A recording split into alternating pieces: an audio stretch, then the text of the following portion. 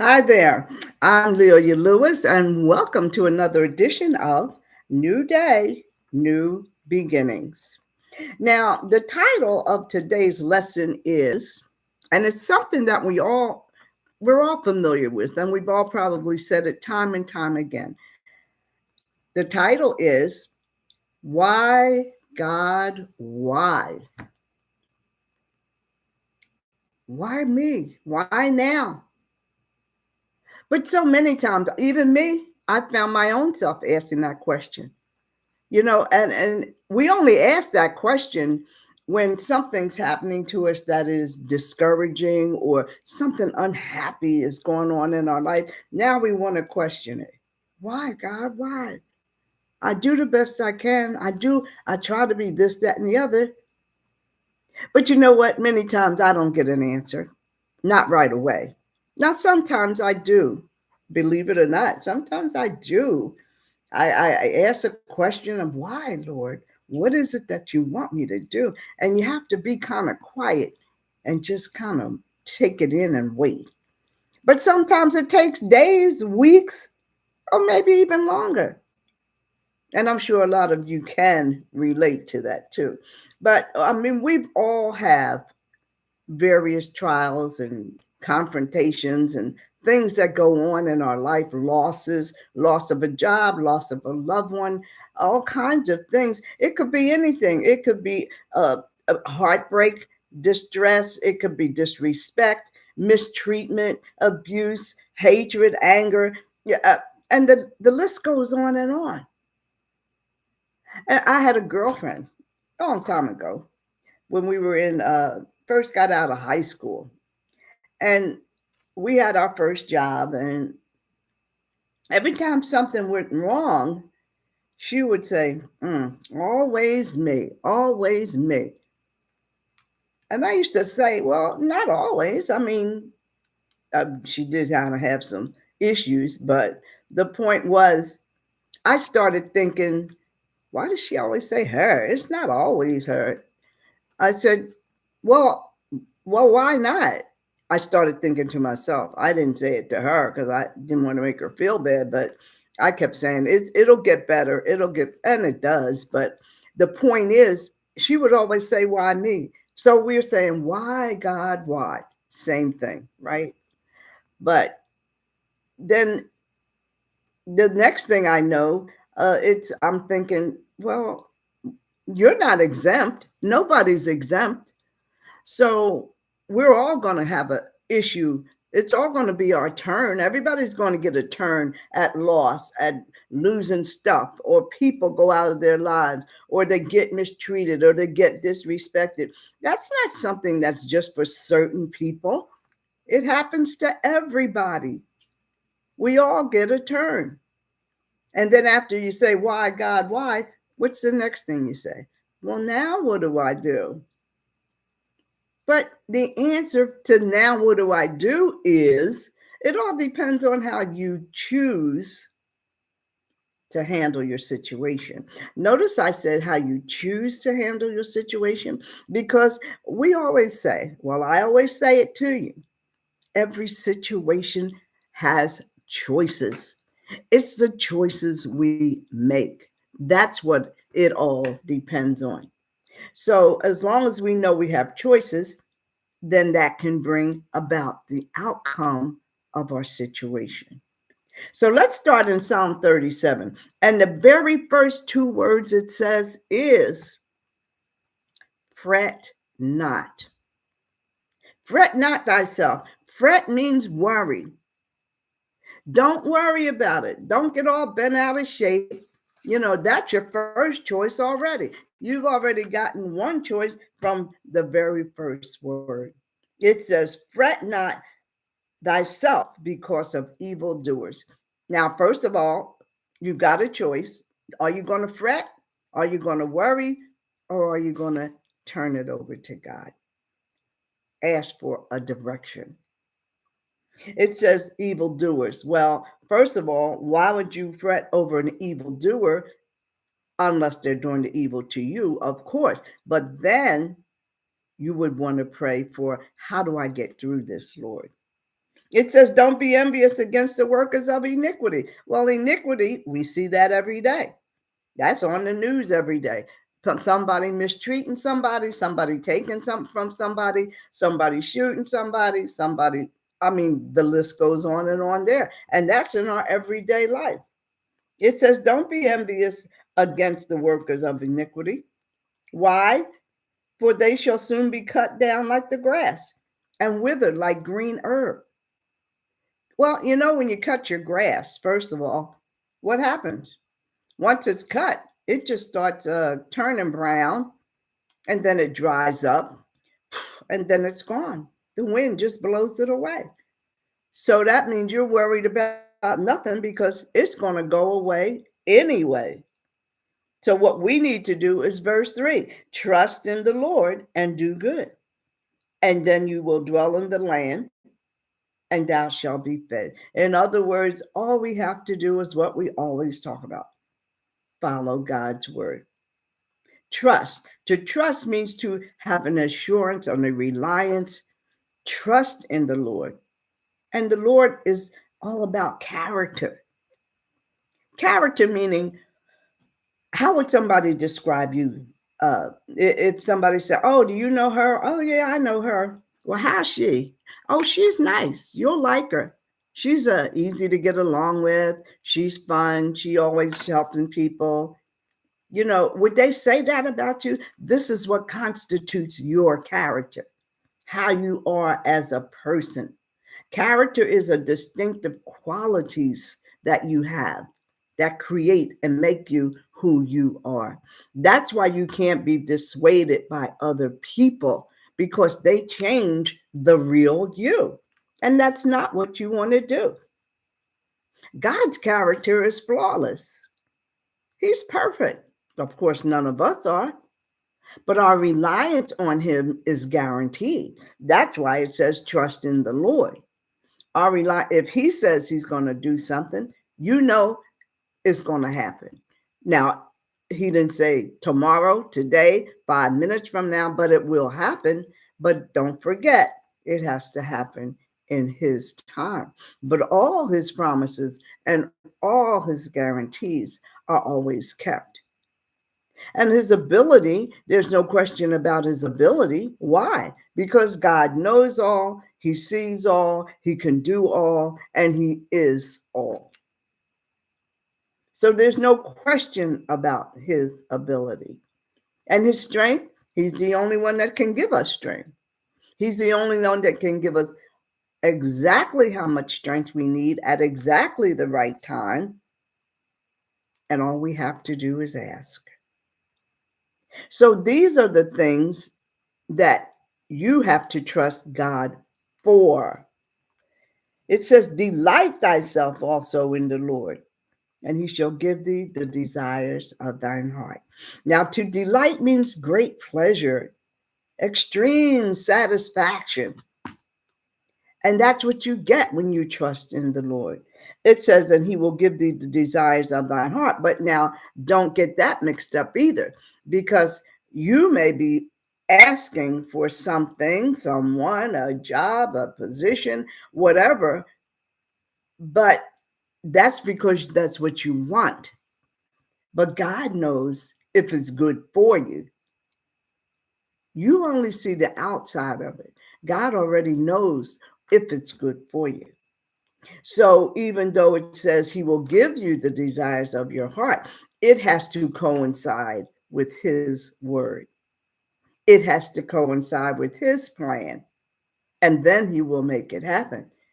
Otherwise, he might say no to your prayer, your desire, because he already knows that's not good for you. So you've got to, first of all, be able to accept what his answer is. And it says, commit thyself. Commit means to turn over, to obligate yourself to him, to let him know you will do whatever he says. And that was verse 4.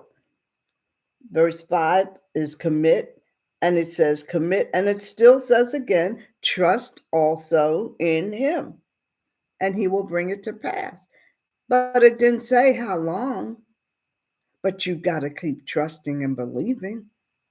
Nothing, everything doesn't happen like right then just because, oh, you want it right then. No, it doesn't work like that. And we all know that. But the point is, that's where your patience comes in. And it says in verse 6, he shall bring forth your righteousness as daylight and your judgment as the noonday. Your righteousness, he's freeing you, taking everything away from you. He's got the burden and you're free from sin.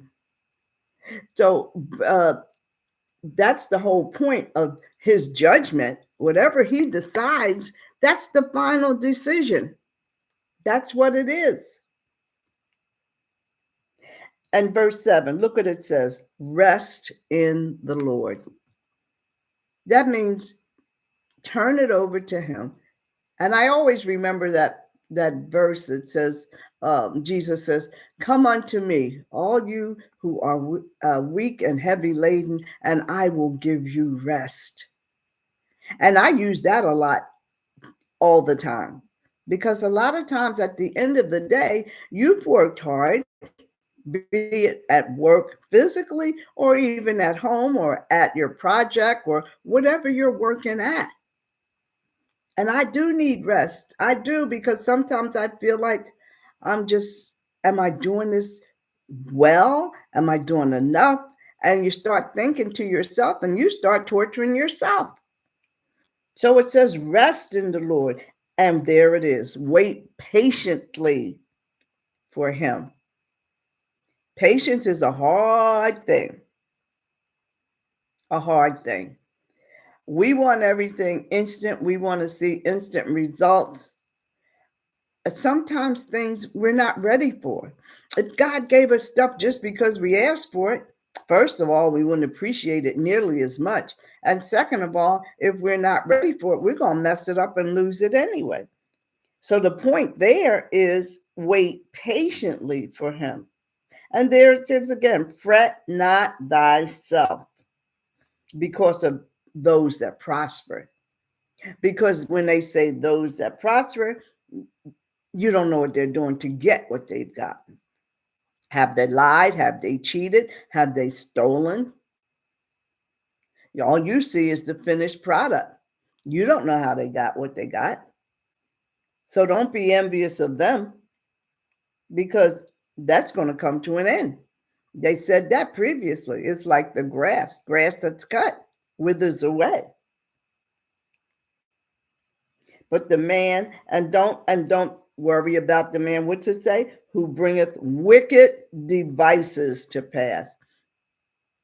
And wicked devices, well, we know what wicked is. We already established wicked is anything outside the will of God, anything mistreating people, doing people wrong, taking advantage. And a wicked device, and in this meaning, device simply means thoughts, schemes. Look at all the scams we have, trickery. Those are devices that they put in the mind of how to take advantage of other people.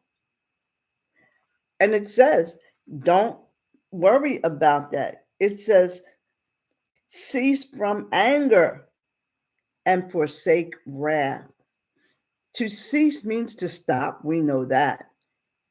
And wrath that's a vengeful type anger. That's beyond hatred. That's the kind where you want to punish somebody. Oh, I'll fix them. I'll get them back. That is wrath. Now, when you push God and he gets to that point, you're really in trouble because he can create more wrath than any person on this earth. And he can create it to whomever and wherever he chooses. So that's why it says turn away from that, and forsake it means that's what forsake means, to turn away from. Because we're not trying to get hooked up with the evildoers, and it says in verse 9, because they again, the evildoers will be cut off. But those that trust upon the Lord shall inherit the earth. And verse 11, it says, the meek, the meek shall inherit the earth. And meek simply means, it doesn't mean weak. It means a gentle person. It means a person who doesn't want a whole lot of chaos and confusion. You got a lot of drama people out there. They always got something going on, always want to be talking about something. But we don't want that. We want peace. And that's what meek is. It's a gentle person and a get along person. And it says, the meek shall inherit the earth and shall delight themselves in the abundance of peace. And there's nothing like peace. Peace is a calm tranquility. It's just quiet. When you go to work all day and the day is just a wreck. Oh, I can't wait to get out of here. This has been a horrible day.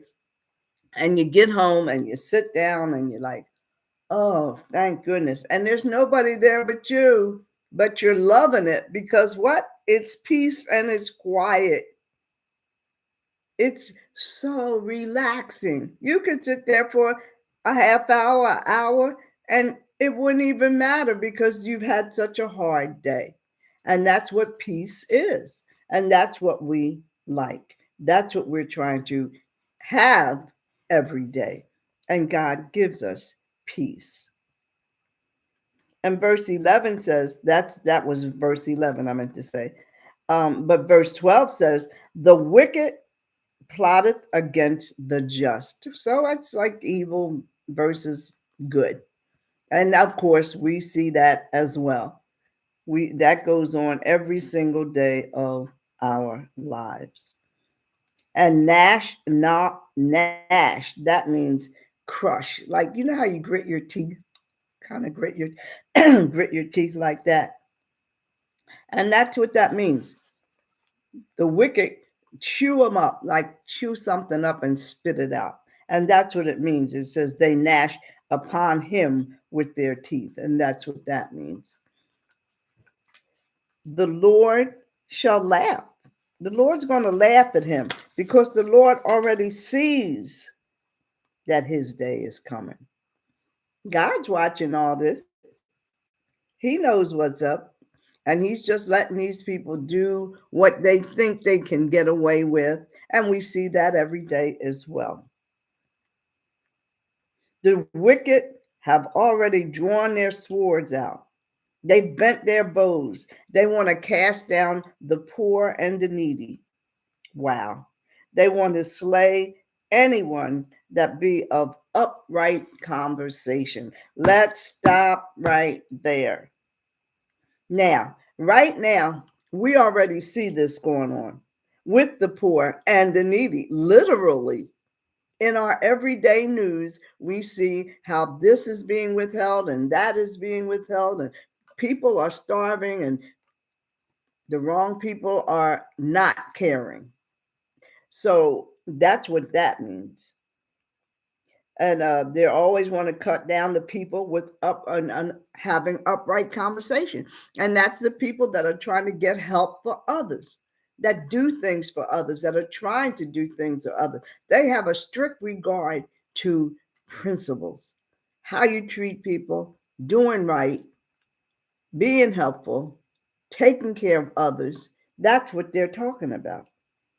And in verse 16, it says, a little that a righteous man has is better than all the riches of many of the wicked. And again, that's the same thing. It says, the little that we have is better than the riches of many. I'd rather be, and to translate that, it's saying, I'd rather be, and this is me true. This is me too. I would rather be in peace and joy with what I have. It may not be that much, but it's enough for me. It's enough for me to have a roof over my head, to come home and have my peace and quiet. It's better than being rich and having a whole bunch of chaos and confusion going on like we see on the news. They may be rich, they may be famous, but they are not happy. Me, I'd rather be happy with what I have, and because they got to live not only in fear of man, other men, other people, somebody else trying to get part of what they've got, they always looking over their shoulder. I don't have to worry about that. And I don't want to worry about it. I don't want to be in the riches and all that stuff because they got too much other stuff that they got to worry about. They got to worry about twice as much as I do. I don't have to look over my shoulder. I do not have to look over my shoulder. So, but they got to fear man. And then guess what? They still got to answer to God. And you know who's going to win that battle. That's when they'll go down. That's when they will go down. Verse 17 and 18 says, "For the arm of the wicked shall be broken, but the Lord upholdeth the righteous. The Lord knows the days of the upright." That means us, all those who are following his word. He knows the days. He's got our days, and they shall inherit forever. So that's when when all this is said and done, the wicked just won't survive. It looks like they are now. It looks like, oh my God, they're destroyed. And they are. It don't just look like it. They are destroying. They're now as we speak. But when it's all too shall pass. So what they've accomplished will really be short-lived. And I don't want to accomplish anything that God's going to snatch away later. So what we've learned here today is that no matter what your situation is, I mean, as long as we're reading the word, following his word, trusting and believing in him, he will give us peace and joy. And there's nothing more important or valuable than peace. All we have to do is ask.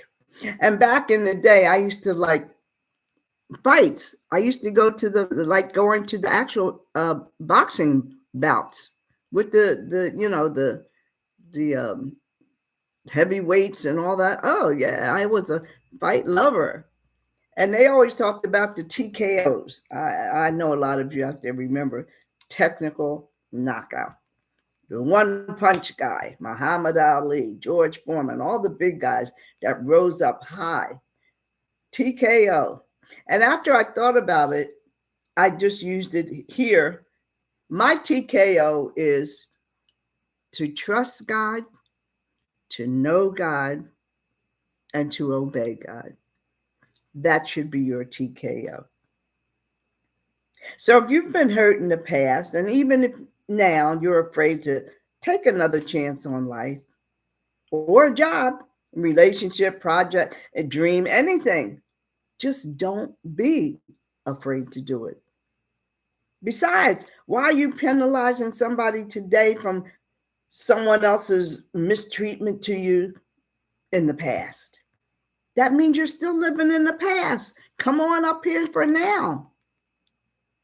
Don't let fear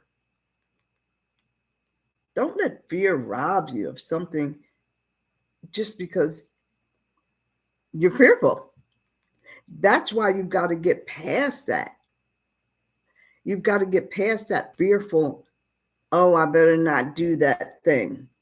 Because God might have something in store for you that you're just missing out on. And you don't want to miss out on you don't ever want to miss out on anything that God has in store for you. So don't let fear rob you of something wonderful that God might have in store for you. Now, I want to share a poem that I wrote 2022. And it was called The Strength of God. Life is an uphill battle, but it's one that we must win. With God on our side, we will succeed. He's with us from beginning to end. He gives us strength to get through every task, no matter how big it may be. He said, we need do nothing but ask, and his wonders we will see. When I raise my eyes towards heaven, there's so much that I long to say, but I find myself saying, thank you, Lord, for blessing me another day. And I hope that all of you will take heed to what we've spoken about today, because we've got to learn to trust in the Lord. We've got to learn to be patient with him. I'm learning that still learning, but it's okay because I can see my progress.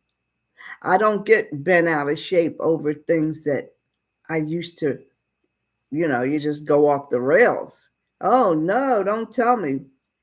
But now I'm to that, well, I guess it's just my turn. Lord, just show me how to get through this, whatever it is. Ask for grace and guidance to get through something. Don't say, Lord, remove this, because it's there for a reason. Everything God does, he does for a reason. He's not just doing it because he can. He's doing it to improve us, to help us to grow spiritually, to help us become better people. Everything that happens in our life happens for a reason. And that's the part we've got to come together with. Accept the fact, well, we're not going to get everything we ask for. But then if you don't, ask yourself, God, what are you trying to tell me? It took me a while to learn how to question, what am I supposed to be doing? What am I supposed to be learning? Not what can you do to make it go away? And then if I got to do this, help me get through it. That has to be your prayer. That way, no matter what comes your way, like my girlfriend used to say, you don't have to say, oh, it's always me, because it's not. So many people have been through horrible, horrific things. I can't even begin to imagine how I would do. A lot of times people say, oh, if I was them, I'd do this, that. You don't know that until you've been there. So don't say what somebody, oh, they should have been doing this. If it was me, I would have done that. You don't know that. So don't worry about what anybody else thinks. Don't worry about what anybody else says. You focus on the TKO. Trust God, know God, and obey God. And my closing words for today are, if you don't want to take a chance on life, take a chance on God, because he's the only sure thing you've got. And until next week, I'm Lelia Lewis. Thanks for joining me.